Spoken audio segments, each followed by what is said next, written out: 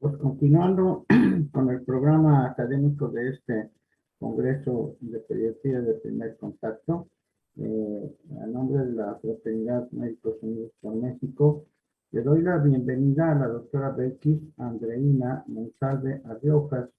Ella es una ciudadana venezolana, es oncóloga pediatra, médico cirujano de posgrado en pediatría y puericultura por la Universidad Central de Venezuela.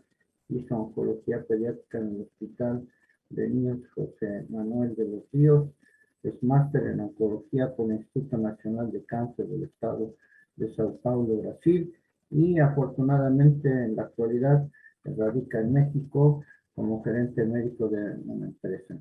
Ella nos hablará de anemia en la niñez. Doctora Belkis, bienvenida. Muchas gracias por su presencia. Gracias por la invitación. Un orgullo poder participar en el Congreso Internacional de Pediatría y pues representar a nuestra fraternidad, que es Médicos Unidos por México.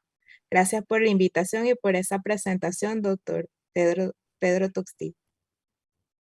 Bueno, para comenzar, hoy vamos a hablar sobre anemia en pediatría. Este es mi disclaimer y declaración de conflicto de interés. En cuanto a la agenda, hoy hablaremos pues de la definición de lo que es anemia, epidemiología, las causas principales en pediatría, qué podemos hacer los pediatras en la consulta, cómo debemos hablar y comunicar con los padres, porque siempre pues con el niño, el paciente pediátrico, debe haber la colaboración y la buena comunicación con los familiares, que pues son los que nos ayudan a completar un tratamiento exitoso. Y en el caso de la anemia, pues es fundamental el rol de la familia y de los padres, puesto que la principal causa pues es carencial o nutricional y pues son nuestros aliados en combatir lo que es esta patología dentro de la niñez. Finalmente hablaremos del tratamiento y las conclusiones. Como definición, la anemia se define por disminución del número de hematíes o glóbulos rojos y de la concentración de hemoglobina por debajo de 2 desviaciones estándar, con respecto a la media que corresponde a su edad y sexo. En pediatría estamos acostumbrados a trabajar con lo que son las tablas en referencia a las edades, pues el niño en sus diferentes etapas fisiológicamente responde de manera diferente y pues a la vez pues su enfermedad se define de manera diferente de acuerdo a los valores de hemoglobina para cada grupo etario. Tenemos acá los niveles de hemoglobina por edad. El pediatra siempre se acompaña no solo de las dosificaciones de los medicamentos, sino también de los diferentes parámetros que definen a cada paciente en la consulta. Y pues tenemos que en los recién nacidos, pues tienen unos niveles de hemoglobina superiores, los cuales van disminuyendo con la edad. Recordemos que en el recién nacido, pues es reflejo también de lo que es la hemoglobina materna, porque pues por ese paso de la sangre, pues van a tener valores de hemoglobina superiores, pero pues una vez que el niño va creciendo, los niveles de hemoglobina se van acercando más hacia los valores del adulto. Y es así como vemos en esta tabla cómo difieren. Tenemos acá del lado izquierdo, pueden ver los parámetros promedios o normales para cada edad. Y tenemos los términos, lo que serían menos 2 desviaciones estándar, los otros valores acá a la derecha. También en esta tabla podemos observar que no solo se debe considerar lo que son los niveles de hemoglobina para definir anemia, sino también habría que considerar lo que es el porcentaje de hematocrito, el volumen corpuscular medio para darle el nombre y apellido a esa anemia y la concentración de hemoglobina corpuscular media, que también pues nos va a dar los parámetros y nos puede orientar también hacia lo que es el diagnóstico. Si bien es cierto, son muchas enfermedades que pueden cursar con anemia y pueden darle la caracterización o la clasificación más específica a este tipo de anemia, pero es importante tomar todos estos parámetros para poder orientar el diagnóstico y pues una vez teniendo el diagnóstico y colaboración con el equipo multidisciplinario, tener en cuenta también que debemos considerar otras especialidades para la evaluación del niño con anemia, ya de eso vamos a hablar más adelante, pero pues tener todos estos valores enfrente nos ayuda a orientar. y pues es importante al tener la biometría hemática pues poder valorar cada parámetro y pues integrarlos para pues obtener el diagnóstico más cercano. Tenemos aquí que la clasificación de la anemia va a depender de estos valores y nos puede dar una orientación hacia qué es lo que vamos a tratar. Tenemos que en el caso de las anemias microcíticas hipocrómicas pueden estar presentes lo que son las deficiencias de hierro, y las deficiencias de hierro son lo más frecuente que vemos en nuestro medio. Las talasemias podemos tener la intoxicación por plomo, que es poco frecuente, pero también se puede ver ahí, y las enfermedades crónicas. En cuanto a las anemias macrocíticas, pudiéramos tener deficiencias de otros nutrientes como son los folatos, la vitamina B12, también la mielodisplasia, enfermedades hepáticas, la quimioterapia, incluso la reticulocitosis. Y en el caso de las anemias normocíticas, pudiéramos hablar acá de enfermedades crónicas, la mieloptisis, que no es más que la infiltración de esa médula ósea por células que no son sanguíneas. Esto lo vemos muy común en oncología pediátrica y en hematoncología, donde vemos que pues, la médula se sustituye por otras células malignas y pues van a desplazar lo que son las células normales con funciones características de la médula ósea. Y también podemos tener lo que son los síndromes mielo o linfoproliferativos, también presentes acá dentro de la anemia normocítica. Si bien es cierto es que las enfermedades linfoproliferativas o la mieloptisis no son tan frecuentes, sí hemos visto también que el cáncer en pediatría durante los últimos 10 años ha aumentado también su incidencia. Entonces también a tener en cuenta que al evaluar al paciente de manera integral pudieran cursar con una de estas enfermedades. De ahí la importancia de acompañar la biometría hemática con un frotis de sangre periférica para poder observar las características particulares de estas células sanguíneas en el microscopio y podernos orientar y saber pues si se va a referir a estos pacientes a la consulta del especialista, en este caso hematología pediátrica. Las causas a grandes rasgos de la anemia puede ser por aumento de las pérdidas, en este caso por sangrado. El sangrado puede venir por diferentes causas y ahí la importancia de lo que es el interrogatorio clínico y aparte del interrogatorio, todo lo que reunimos, todos los datos que reunimos en la historia médica, pues tener esa anamnesis completa de saber qué es lo que está pasando, pues a veces si no consideramos una parte de ese interrogatorio, pues podemos estar perdiendo la causa que nos está dando como resultado de la anemia en los pacientes pediátricos. Tal es el caso, por ejemplo, en las adolescentes, saber si tienen menstruaciones irregulares y pues si nos estamos perdiendo esa parte del interrogatorio, pues no sabemos que ahí va a estar la causa. Si hay otras pérdidas por sangrado, porque pues a veces el paciente puede tener equimosis o moretones que no son explicados por otra causa y pudiera también estar condicionando un déficit de plaquetas, incluso infecciones que nos pueden estar también condicionando lo que es la anemia.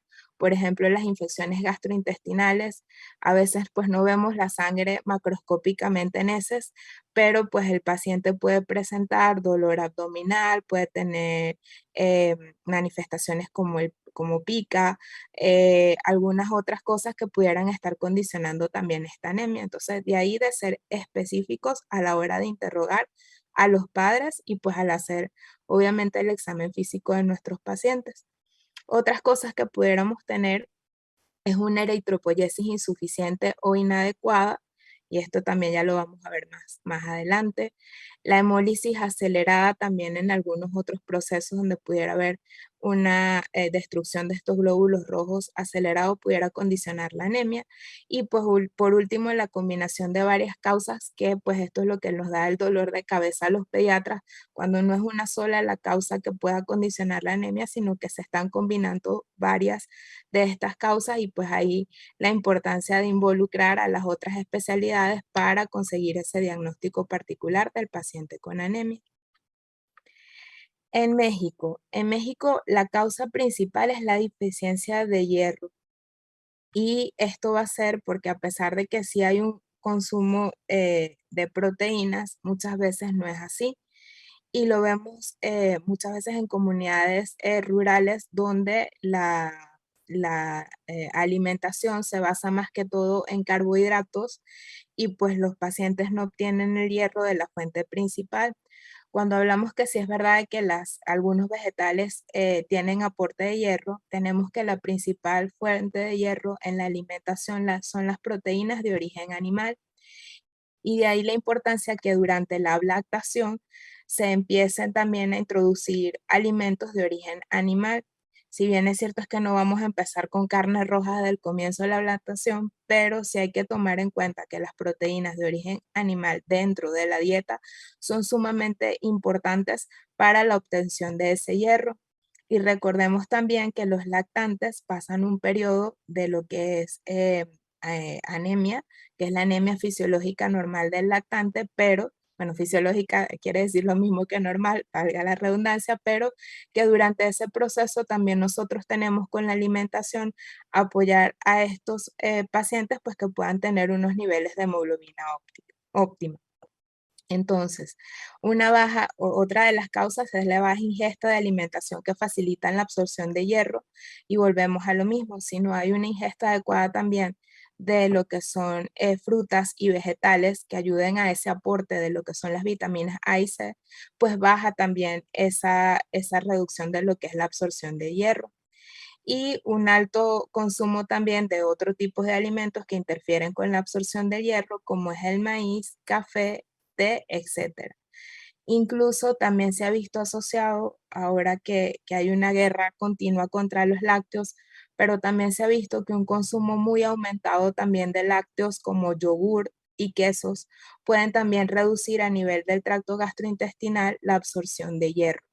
Entonces, de ahí la importancia de que pues el niño tenga una visión integral y, ¿por qué no?, orientar a los padres al hacer el interrogatorio. Parte de la historia clínica debe ser ese esquema de alimentación que ha tenido el niño, no solo a través del proceso. A veces nos enfocamos solo cuando el niño está en los 2 primeros años de vida por todos los cambios que hay durante la alimentación, pero pues cuando ya están más grandes también como que se olvida esa parte del interrogatorio en la historia y es importante orientar a los padres a cómo debe ser ese esquema o esa pirámide alimenticia dentro de las diferentes edades según los requerimientos que tenga el niño.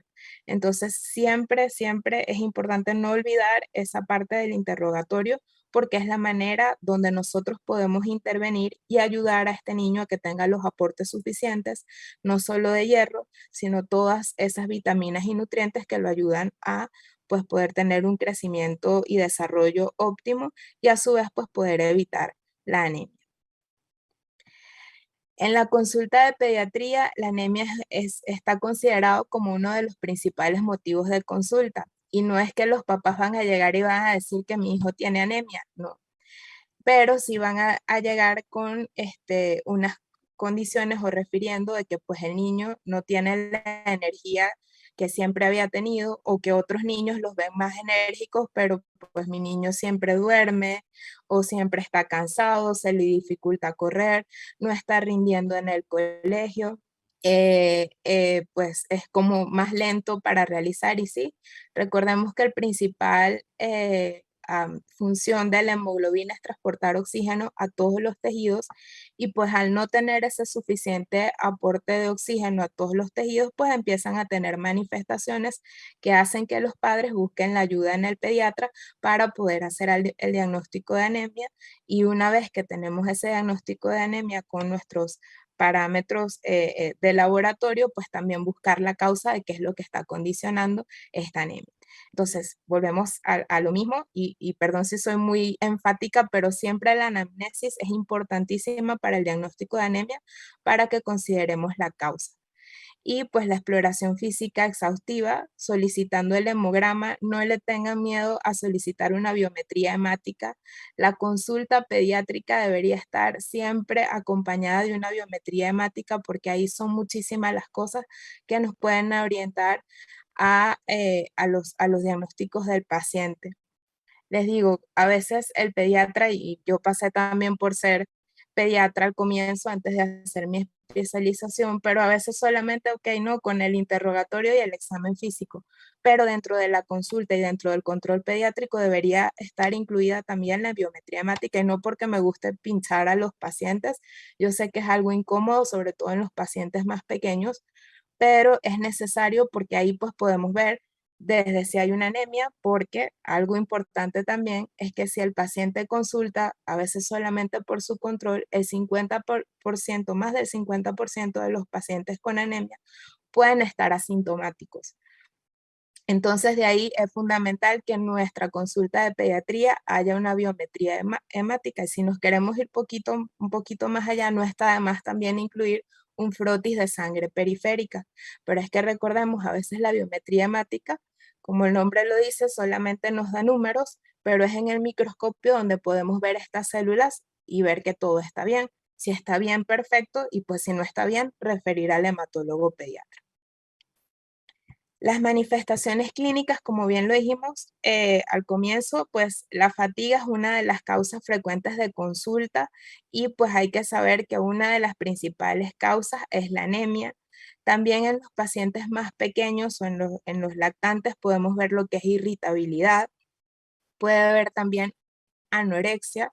La anorexia se ha visto mucho asociada también a cuando son procesos por anemia por parasitosis, pues puede haber también anorexia asociada, o incluso enfermedades de otro tipo gastrointestinal que pudieran estar explicando la anorexia, y pues al haber una menor ingesta, pues obviamente no vamos a tener los aportes de hierro necesarios, ni de vitaminas, ni etcétera. Entonces, pues mala alimentación es igual a tener presente anemia.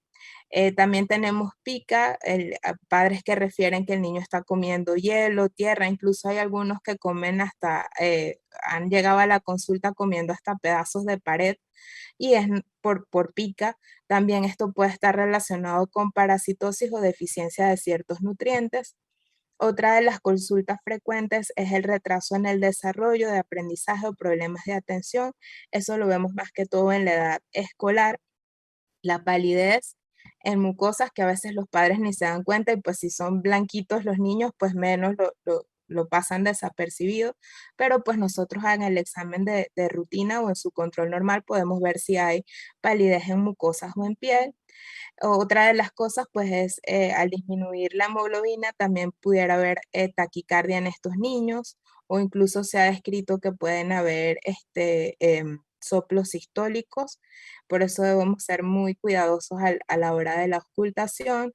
Otra de las manifestaciones es caída del cabello, alteración en las uñas, esplenomegalia, ictericia cutáneo-conjuntival, coluria, colia, otros tipos de síntomas que pueden estar asociados. Y de ahí también la importancia, bueno, no solo de ser buenos observadores a la hora de hacer el examen físico, sino también de intervenir apropiadamente con las especialidades involucradas. Muchas veces también referimos a especialidades como el gastroenterólogo por manifestaciones gastrointestinales, y resulta que es el gastro el que descubre a lo mejor la causa, lo que está condicionando la anemia en estos pacientes, y así con otras especialidades.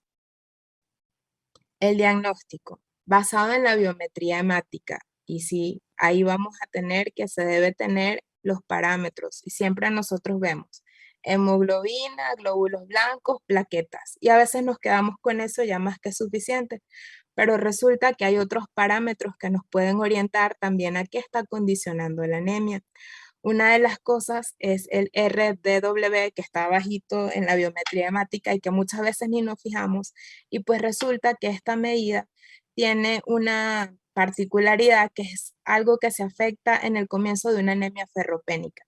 Entonces, cuando leamos la biometría, no nos quedemos solo con la parte inicial de glóbulos blancos, glóbulos rojos y plaquetas, sino también tener esta medida, porque incluso nos sirve para pues, medir la diferencia de tamaños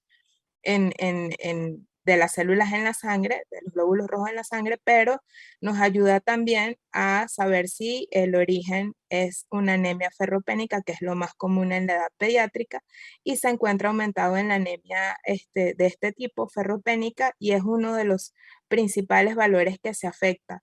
O sea, al comienzo de alterarse a lo mejor alguna de las otras medidas que tenemos, pues vamos a tenerlo aquí. Incluso a veces antes de tener una anemia microcítica, un volumen corpuscular alterado, pues vamos a tener primero el RDW pues alterado, o Red Cell Distribution Width, que nos ayuda pues a saber el origen de esta anemia y a saber si pues es una anemia de tipo ferropénica. ¿Qué otras cosas podemos realizar en la consulta?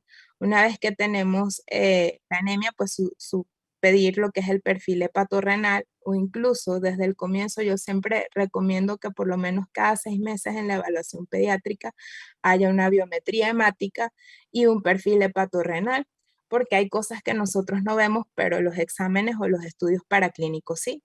Entonces completarlo acá. Y cuando una vez tenemos el diagnóstico de anemia, añadir lo que es el perfil férrico, donde vamos a tener hierro sérico, ferritina, la capacidad total de fijación del hierro y el índice de saturación de transferrina. Y aquí tenemos otro valor que nos ayuda a orientar si hay ferropenia o no, porque este índice de saturación de transferrina, si es menor del 10%, es indicativo de ferropenia. Y los otros valores es la transferrina.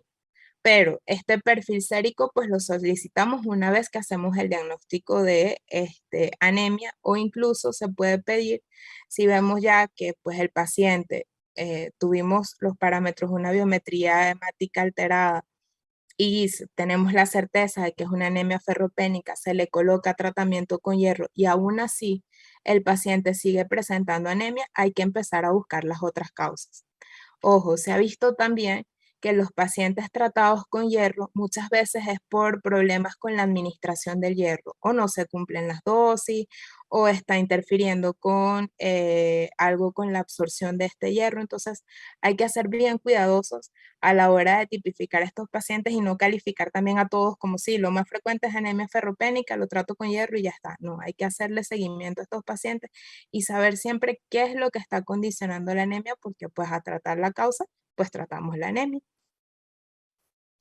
Ahora bien, cuando nos vamos a las características, tenemos la anemia microcítica. La anemia microcítica puede ser hipocrómica, donde los reticulocitos al estar disminuidos menos del 1% por falta de hierro como sustrato necesario para la síntesis de hemoglobina, pues podemos sospechar de que hay una anemia ferropénica.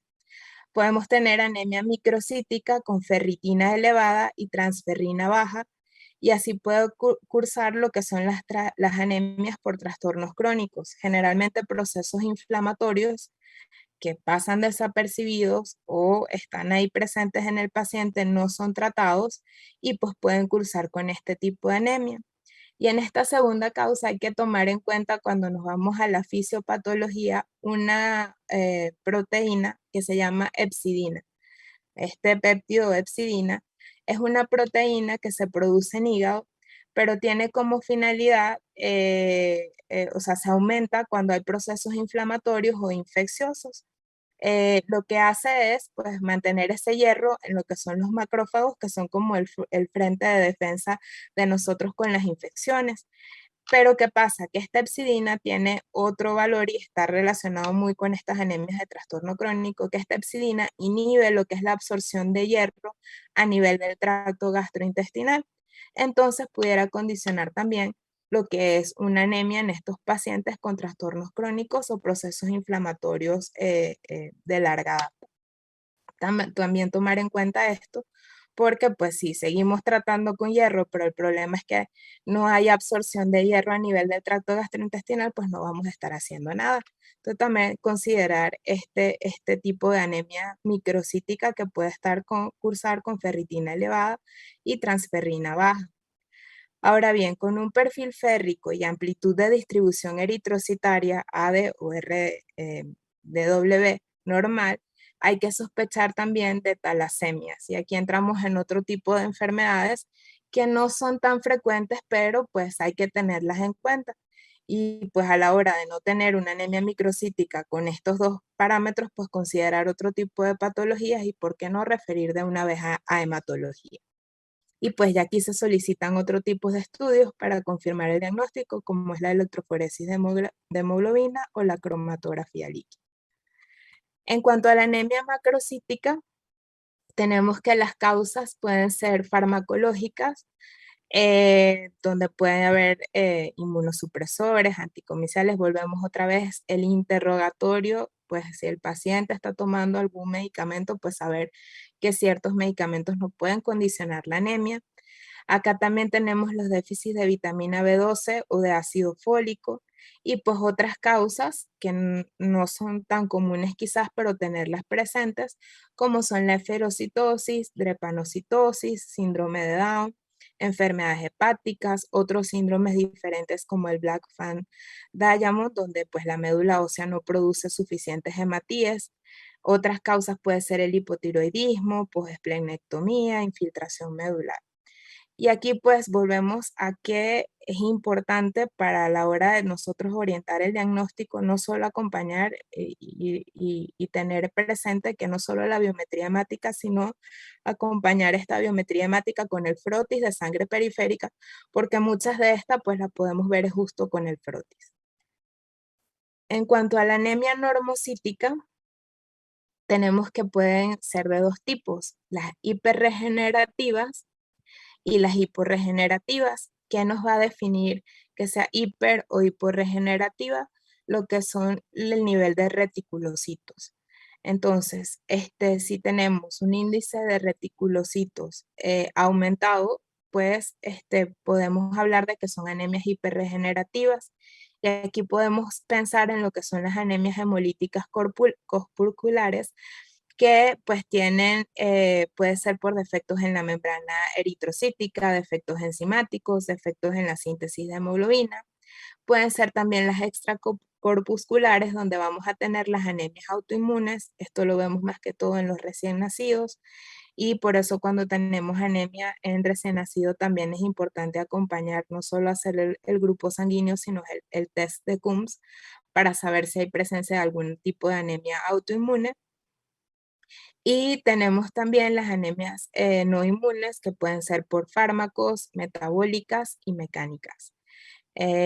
Pues acá también tomar en cuenta que en el caso de las metabólicas, a los pacientes con anemia también debemos solicitar lo que son los un examen, un uroanálisis, y pues acompañar también observar lo que es este sedimento urinario, porque también nos pueda explicar qué está pasando acá y si pudiera estar alguna implicación metabólica en estos pacientes. Y en el caso de lo que son las anemias mecánicas, estamos hablando de lo que son las cardiopatías. Se ha visto con frecuencia también que los pacientes con síndrome de Down pueden presentar anemias de tipo no solo porque haya un síndrome de Down, sino también que pues estos pacientes hacen cardiopatías y estas cardiopatías también puedan explicar esto. Recordemos también que los pacientes cardiópatas muchas veces necesitan tener aumento de esa hemoglobina y necesitan niveles apropiados o más altos de lo normal. Entonces, pues aquí volvemos a lo mismo, incorporar al equipo multidisciplinario.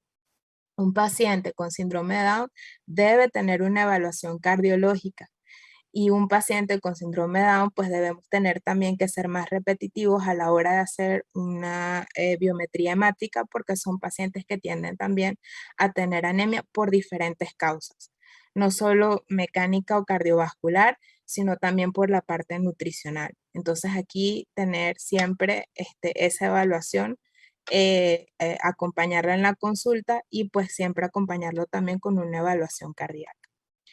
Tenemos acá que en el caso de las anemias hiporregenerativas, cuando tenemos un índice de reticulocitos menor al 1%, pueden en muchos casos corresponderse a una anemia ferropénica, pero también puede haber anemia por otras causas, como infecciones, fármacos, sangrado, anemia de trastornos crónicos, enfermedad renal, hiperesprenismo, aplasia medular, entre otras. Entonces, acá pues vale la pena considerar estos dos, de si es hiperregenerativa o no en el caso de la anemia normocítica para pues poder orientar la causa. ¿Qué otras cosas tenemos acá? Pues en el caso de los lactantes, debemos tener también presente cómo va a ser ese aporte de hierro.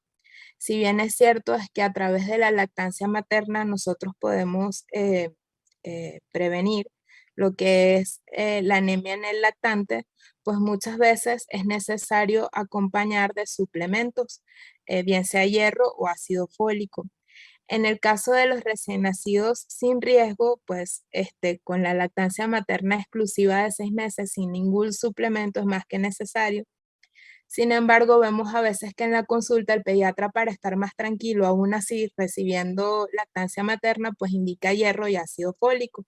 Hoy en día sabemos que pues si hay una lactancia materna exclusiva no debería haber ningún problema con la hemoglobina del niño en estos primeros 6 meses, pero sí es necesario realizar la lactación a los 6 meses de edad y pues garantizar un aporte de hierro que sea al menos de 1 miligramo/kilogramo día. Entonces ahí pues tenemos que ser lo más explicativos posibles con la mamá para pues garantizar ese aporte. Y si vemos en la consulta se ve mucho que los primeros 6 meses el niño va con su hemoglobina bien, pero los siguientes 6 meses dice la mamá, bueno, pero yo le sigo dando lactancia materna y ¿qué pasa? Sí, pero si la alimentación complementaria o esa lactación no se da de la manera correcta, pues el niño puede presentar anemia. Tenemos acá que en el caso de los recién nacidos pretérminos, sí es necesario hacer suplementos de hierro e incluso ácido fólico, y vemos que siempre el neonatólogo cuando tiene estos recién nacidos pretérminos, bien sea en cuidados intermedios, bien sea en la terapia intensiva en el peor de los casos, o es un recién nacido que permaneció por la condición de pretérmino en el hospital, a la hora de darlo de alta vemos que el neonatólogo siempre indica hierro y ácido fólico. Y sí, es porque en estos pacientes, pues la absorción de hierro va a estar un poco disminuida y es por eso necesario indicar lo que son los suplementos. La dosis son de 2 a 4 miligramos kilo por día. Yo siempre me quedo con la intermedia, 3 miligramos a kilo por día. Y pues verificar que la mamá pues se lo esté administrando, ¿de acuerdo? Y pues la lactancia materna también lo tiene. Otra de las cosas que vemos es que en las fórmulas dice que está complementado, en las fórmulas lácteas está complementado con hierro o hay suplemento de hierro, pero no quedarse solo con eso. Si son niños pretérminos, pues se debe dar el suplemento y aquí no nos quedamos, muchas veces nos quedamos 3 meses, se da el suplemento, se evalúa y se continúa. Recientemente tenemos que los algoritmos recomiendan que sea desde el primer mes hasta la alimentación complementaria. Entonces, por lo menos serían 6 meses de tratamiento, siempre ajustando la dosis a los cambios y variación de peso del lactante. Tenemos ahora bien, si el paciente tiene una lactancia artificial, estar pendiente también porque estas fórmulas están reforzadas a veces con hierro. Entonces, en este caso dice, no se realizan suplementos si las fórmulas reforzadas contienen más de 12 miligramos litro. Si el aporte de la lactancia materna no es tan bueno, los aportes totales o suplementos extras se pudieran considerar. Y tenemos acá que los recién nacidos con factores de riesgo, aquí también evaluar si el paciente tiene lactancia materna o no, y vemos a estos pacientes que si hay un factor de riesgo se debe complementar con suplementos. La dosis es la misma, de 2 a 4 miligramos kilo día. Y si tienen lactancia artificial, pues considerar también dar suplementos. O aquí los aportes serían más pequeñitos porque pues tenemos que tener lactancia artificial, pues haríamos y pues el mínimo de 3 meses y siempre reevaluar en el caso de los pacientes con factores de riesgo. Ahora bien, si tenemos una sospecha diagnóstica de anemia, eso es en el caso de los lactantes, ahora vamos en el caso de los pacientes pediátricos en general. A la hora de tener un paciente con anemia, pues la anamnesis, la exploración física, las pruebas complementarias, siempre realizar el hemograma y fijarnos en los reticulocitos y si es posible desde el comienzo acompañarlo con un frotis de sangre periférica. Si tenemos un índice de reticulocitos mayor a 3%, pues considerar si la anemia es normocítica o no. Si no tenemos ese mayor de 3%, descartar otro tipo de condiciones como son los trastornos inflamatorios crónicos, infecciones, fármacos, otro tipo de condiciones más raras, pero que pudieran estar presentes.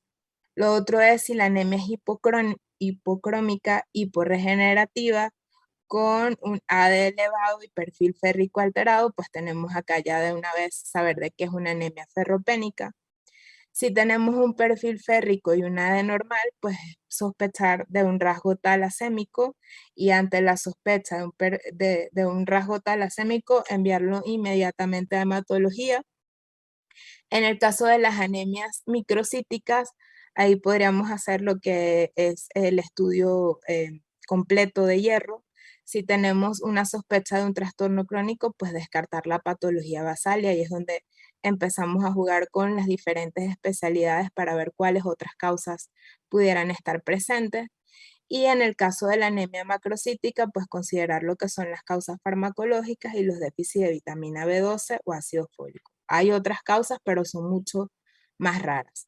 Sin embargo, a veces pues la anemia macrocítica, cuando la vemos y se descarta que sea farmacológica o que sea por déficit de vitamina B12 o ácido fólico, pues es necesario también la interconsulta, como por ejemplo por genética, porque pudieran haber otras cosas que nosotros estamos pasando desapercibidas, pero pudieran estar asociadas y nos pudieran estar condicionando lo que es este proceso de anemia. Y en el caso de la anemia ferropénica, una vez que sí sabemos que es una anemia ferropénica, pues ver si es de tipo carencial o no carencial. En el caso de que sea carencial, pues ahí es donde vamos a actuar de manera inmediata colocando el tratamiento con tratamiento oral con dosis se dice que es de 3 a 6 miligramos kilo día ya en las edades preescolares, escolares. Sin embargo, pues aquí tenemos también que ajustar la dosis dependiendo a qué tanto, si la anemia es leve o grave. Si es leve o moderada, se considera que una toma al día es más que suficiente. Algunos en las anemias moderadas blindan a ese paciente con 2 tomas al día. Eso también por todos los eventos adversos que sabemos que trae el hierro. Y pues facilita, sin embargo hay mamás que prefieren que sea una sola vez al día porque pues es la forma más fácil de darle al paciente. Y aquí también es importante la intervención del pediatra en que esa administración se dé de manera adecuada, o sea, el hierro debe ir acompañado de comidas. Debe garantizarse también un buen aporte de vitamina C para que haya una buena absorción de hierro y pues deben descartarse otras causas de que ese hierro no se está absorbiendo bien, porque a veces pues mandamos hierro y solamente ponemos la dosis, pero no se le explica a la mamá cómo se debe dar ese hierro para garantizar que haya una buena absorción. Entonces esto también es importante y a la hora de hacer el seguimiento también preguntarle a la mamá cómo se lo está dando, cada cuánto se lo está dando y qué dosis también, y considerar también las variaciones de peso del paciente, de que pues sea una dosis adecuada de la que estamos dando. Se recomienda ya en los pacientes más grandecitos, hablábamos que en los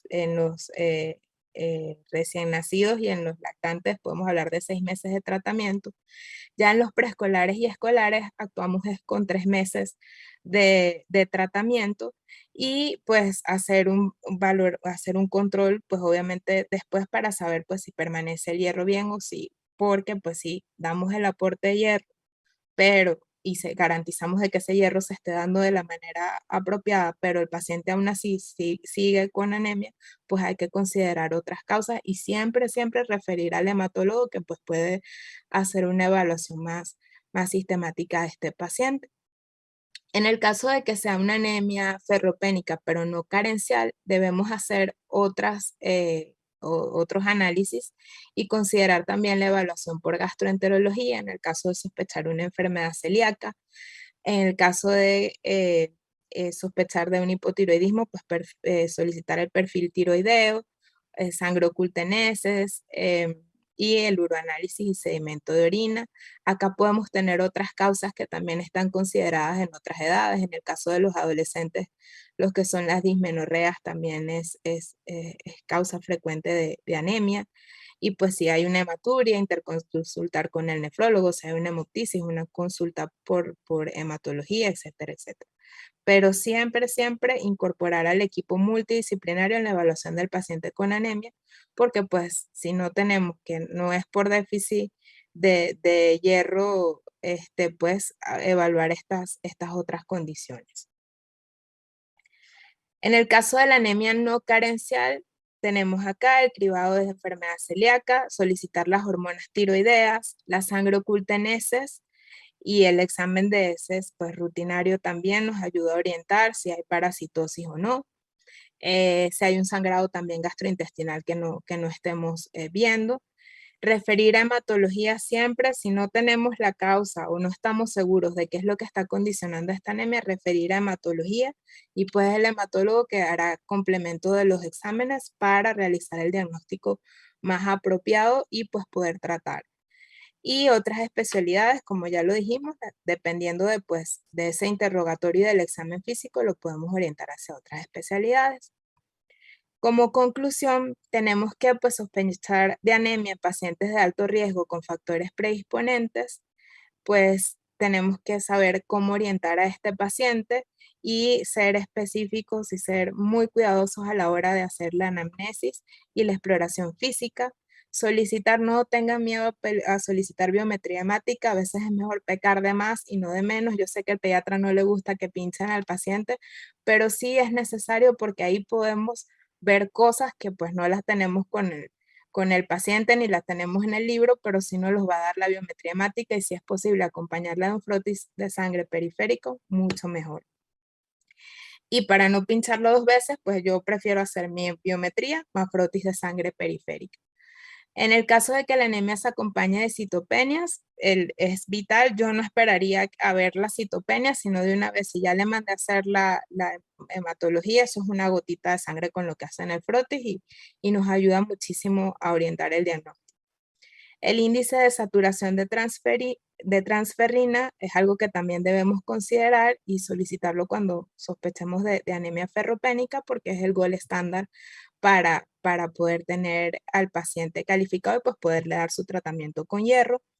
Y ante un paciente con sospecha de anemia ferropénica que no responde al tratamiento, revisar siempre adecuación de la ingesta, la dosificación y el cumplimiento. Y pues como último, siempre involucremos al equipo multidisciplinario de salud. Yo siempre soy de la que dice que mientras uno se arrima al buen árbol, buena sombra te da. Entonces siempre puedes juntarnos con los que saben más de estos temas y no tener miedo de solicitar una interconsulta a hematología a la hora pues, de tener un paciente con anemia. Muchísimas gracias y bueno, espero que haya sido de ayuda y que haya sido de su agrado la presentación. Gracias.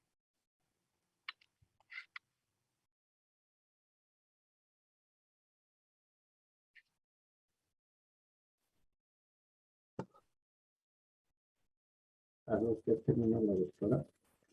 Sí, doctor, estamos listos. Muchas gracias. No sé si hay preguntas de la audiencia.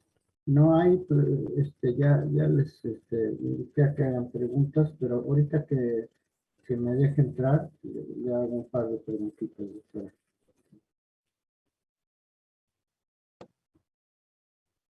Carlos, Alberto, perdón. Alberto.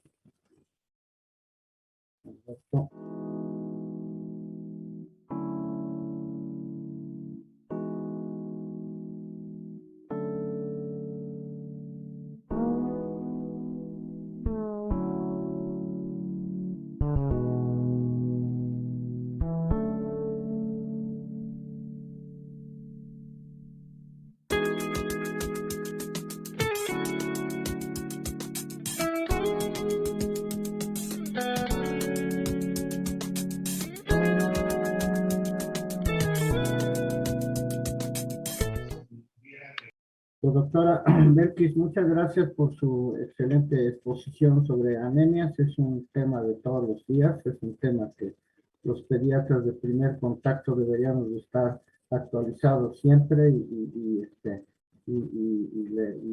leerlo muy bien. Invité a la audiencia a ver si hacía algunas preguntas, pero pues no hay. Yo sí tengo una pregunta, doctora.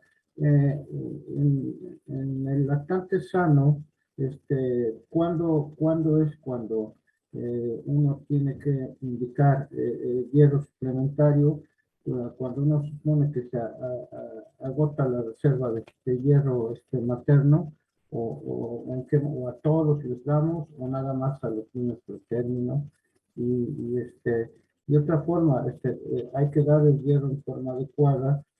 A mí me enseñaron que se daba en ayunas, que era una mejor absorción del hierro, y que si era posible agregar unas gotitas, un poco de vitamina C, también se favorecía la absorción del hierro. Sin embargo, por ejemplo, nosotros en la práctica vemos que muchas mamás, para evitar el sabor de centavitos del hierro, pues se lo dan en la fórmula, en la leche, parece ser que no se absorbe al 100%. Sí. Es correcto. Con la primera pregunta, doctor, o sea, la recomendación es en el niño pretérmino poder dar suplementos de hierro y de ácido fólico por lo menos durante esos primeros 6 meses. En el lactante sano y a término, esos primeros 6 meses con su lactancia materna exclusiva están cubiertos, o sea, no es necesario suplementar con hierro. En el niño a término sano, pero sí se ha visto que en el pretérmino como que tiene dificultades más de absorber ese hierro, y ahí sí se recomienda. Yo me acuerdo siempre que el neonatólogo da de alta al paciente pretérmino siempre con, esa era mi referencia. El neonatólogo con el pretérmino siempre iba récipe de ácido fólico y récipe de hierro. Pero pues en el sano, si está recibiendo su lactancia materna, más que suficiente. A los 6 meses sí debería haber una biometría hemática de este paciente, sano o no. Su biometría hemática acompañada en la consulta de esos 6 meses, y es ahí donde el pediatra va a decidir si se le da o no. Ya en este niño sano a término de 6 meses, con 3 meses que demos hierro es más que suficiente. No se necesita tiempos tan largos como en el pretérmino. El pretérmino sí se recomienda que sean esos 6 primeros meses y corto, y checo cómo está esa hemoglobina pues después de la administración de hierro. La otra pregunta que me hacía era sobre ¿Cómo es mejor dar el hierro en el hierro. ayunas? Sí. Sí, fíjese, muchas mamás, ¿no? Que lo doy en ayunas, pero sí lo dan en ayunas y después viene el desayuno del niño. Y vemos que el niño con ese sabor metálico no come bien, vomita, entonces no garantizamos que esa administración sea buena. Entonces se recomienda 1 hora, o sea, 2 horas antes, o sea, que no hayan 2 horas previas de alimentación para dar el hierro, y 1 hora después de descanso de darlo, porque pues a veces ese sabor amargo hace que vomiten el alimento y la mamá como que se cansa y dice, no, el niño me vomita cada vez que le doy el hierro, no se lo doy. Y pues ya, se acabó y ya no le da el hierro. Entonces sí se recomienda que sean ayunos. Otro tip que se les daba, me acuerdo hace muchos años, una vitamina que se llamaba vitamina C, Oranvit, y le daban era como un jugo de naranja que se le daba y se lo daban con eso para garantizar que tomara la vitamina C y el hierro. Pero también se ha visto que el sabor de la naranja con el hierro tampoco, pues, no es buena, y el niño termina vomitando el hierro. Entonces, pues se prefiere que sean las gotitas, si es posible con agua. Los alimentos lácteos no se recomiendan porque los lácteos interfieren con la absorción de hierro a nivel gastrointestinal, entonces tampoco se está haciendo nada. La mamá, bueno, sí, es que le sabe mejor y se lo dan con leche o se lo dan con yogur o se lo dan, pero no lo está absorbiendo. Entonces ahí también hay que jugar con eso. Se dice que es preferible en la mañana porque como que el estómago está sí, está más vacío, o sea, viene de un ayuno que es el de la noche y podérselo dar. Se esperar 1 hora y después darle el desayuno.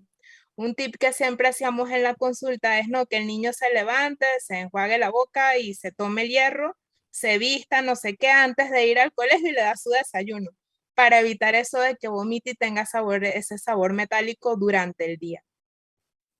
Otro tip que también funciona es dárselo en la noche, porque el niño pues ya se va a dormir y no pasa nada, no va a tener ese sabor amargo también durante el día. Pero sí pues preferir esos dos horarios, los dos extremos, no en el medio porque con el almuerzo es imposible ese sabor del hierro, pero sí, sí es posible complementar con vitamina C para ayudar a una mejor absorción, pues muchísimo mejor para el paciente. Si se da con alimentos, tiene la desventaja de que pues todo lo que se le dé lo va a excretar por las heces, entonces tampoco se estaría haciendo nada con el tratamiento. Entonces ahí también es parte de nosotros educar a la mamá cómo le va a dar ese hierro para garantizar de que haya una buena absorción. Y a veces en los más grandes, en los adolescentes, a veces lo preferimos intramuscular porque se quejan, no lo toman. O sea, los adolescentes son que no, o sea, no les gusta ya por el sabor ni qué, entonces a veces se prefiere utilizar otras vías. Uno trata de agotar el oral, pero pues si no se puede, pues habrá que buscar otra forma de podérselo dar. Pues muchas gracias, doctora Belkis. A nombre de la Fraternidad Médicos Unidos por México, damos una felicitación muy cumplida y esperemos contar en el futuro con su participación. Muchas gracias. Gracias, doctor. A todos los congresistas se les invita a asistir ahorita a la exposición comercial y nos vemos aquí a las 13:30 para la última plática de la mañana. Muy buenas tardes.